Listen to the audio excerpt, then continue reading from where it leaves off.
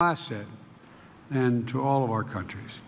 And three, enforcing our immigration laws in humane and effective ways that deters dangerous, irregular migration and disrupts traffickers.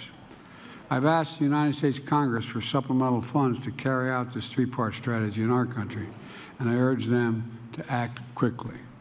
So let me close with this. Our region is forever knit together by the close bonds of family. Is being made. The lawmakers in the House and the Senate are taking action to address Social Security shortfall. One plan was recently put forward, and it includes changing how the checks are calculated.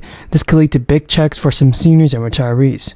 Now, debate over Social Security reform has largely been framed as a partisan one, with Democrats more inclined to maintain the status quo and Republicans to push for fiscal changes in the program.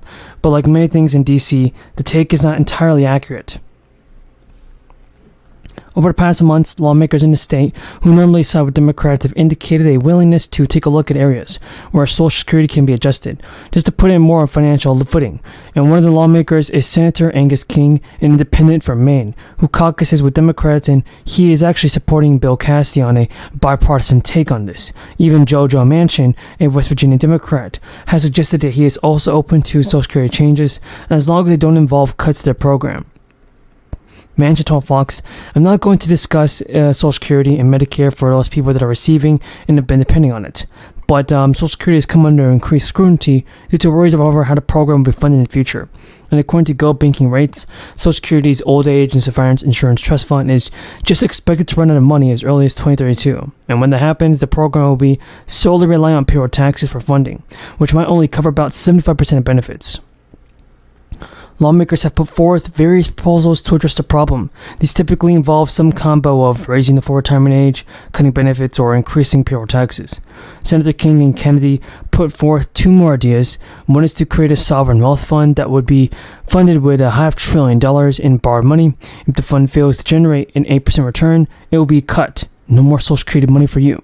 Another idea is to change the formula tax, and that's for Social Security benefits, from one based on a worker's average earnings to a formula-based one on the number of years spent working. Any of the ideas will require bipartisan support to make it into law, and the controlled House would actually need to approve the bill and will also take it to the Senate, where Democrats hold a razor-thin edge. Then President Biden will need to sign the bill into law, and everyone gets their free money that they need. The application for a one-year guaranteed income program is actually available in Rochester, New York, and this is launching a pilot guaranteed basic income program for the households with an income of up to below 185%. The new program will select 300 individuals to receive the benefits, and the extra income is unconditional because according to the nation's program's website, there are no strings attached, no work requirements, and no restrictions on how money can be used. Only one member of the household can receive the money, and they must reside in certain areas of the city. Also, a guaranteed income program in Wisconsin will be issuing new payments worth $500 just to you in a few days. Before this committee for confirmation as Inspector General, and I intend to support that.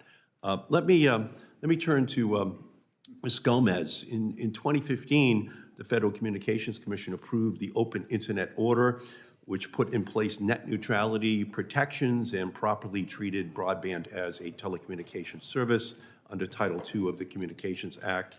The Trump-era FCC later eviscerated net neutrality and eliminated the Commission's rightful authority to protect broadband consumers, promote public safety, dramatically decreasing your monthly stimulus. So as the economy has suffered from the crisis, supply chain problems, and skyrocketing inflation, while the federal government has stepped in multiple times to help Americans through a variety of relief initiatives, including stimulus checks, tax rebates, debt relief, and other programs. According to a recent Go Banking Rates survey, 60% of Americans would still like to see more stimulus money in 2023, and so would so many other people across the nation. Because when the crisis that led to this hardship may be over, financial woes for the people that suffered this will definitely not be over. Because the good news is that there are some programs that provide approved payments of 2022 that will continue to roll into this year. It's also possible that the American economy is going to go into recession. Not really possible, but it definitely will head into recession, and we're already in one. Because on the East Coast, several states have some kind of stimulus that will extend this year. Now, not all of this stimulus comes from bills passed by the Fed. Some are rebates or surplus tax refunds that states are passing along to the residents. Because in the state of Delaware, For instance, resident adults 18 and older who filed their income taxes may have been eligible for a Delaware one-time tax rebate. A one-time tax rebate, folks. And what I mean by this is that in the state of Massachusetts, $3 billion surplus was sent out. It decided to divide that money to its residents in the form of tax rebate and refund. Anybody who filed in 2022 should have received their refund already, but residents who filed their taxes on or before September 15th will begin that money too. And now, no later than September of this year, New Jersey residents can still take advantage of property tax refunds through the Affordable New Jersey Communities for Homeowner and Resistance Program. Pennsylvania has also given $1,500 while renters can receive $450 if you're a homeowner, and the deadline for 2023 filing is January 31st. Applications for this anchor program need to be filed with the state's Division of Taxation. Pennsylvania has an ongoing program since 1971 that benefits seniors, which is still in effect. They send out a refund of property taxes or paid rent monthly for seniors. The maximum standard rebate is $650, but those eligible for supplemental rebates can receive up to $975. That income limit is $35,000 a year for homeowners and $15,000 a year for renters, though half of Social Security income is excluded. To get the funds, an application is required. It must be filed. Deposit dates for fourth stimulus check are here. Deposit dates are being announced, and as part of the prices of gas stations and gas going increasingly fast, and gas going very high in pretty much everywhere, and the supermarkets rising their cost, well, lawmakers are taking action this year. Because these payments will be worth as much as $3,000. And Americans continue to feel the pain of soaring inflation. It's why several state governments are offering their own tax filers some relief in the form of stimulus and tax refunds. So while inflation has trickled down in recent months, falling to record high levels not seen since the 80s, consumers are still experiencing some financial difficulties. Well, folks, here's the reason why. It's because the state of Massachusetts has announced that it will be providing eligible taxpayers with a refund that amounts to 14% of their personal income tax. And according to the state law, the state must return to taxpayers a portion of excess state revenue.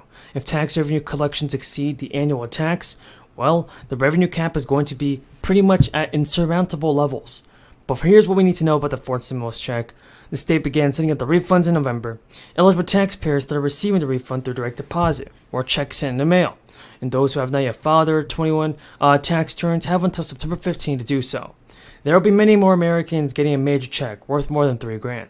It's been a few months since Alaska has been sending out the cash from its permanent fund dividend that had paid out to a lot of people in the state. Now, back in 2022, these checks were pretty much worth $4,000, and the exact date of when you get the money is sent is just deposited and depends on when applications are approved. Because Alaska's permanent fund dividend is continuing to accept applications through March 31st, and residents have until February 28th to file an application for property tax rebates as part of our state's Anchor benefit program. An estimated 2 million households in the Garden State are eligible for Anchor, which stands for Affordable New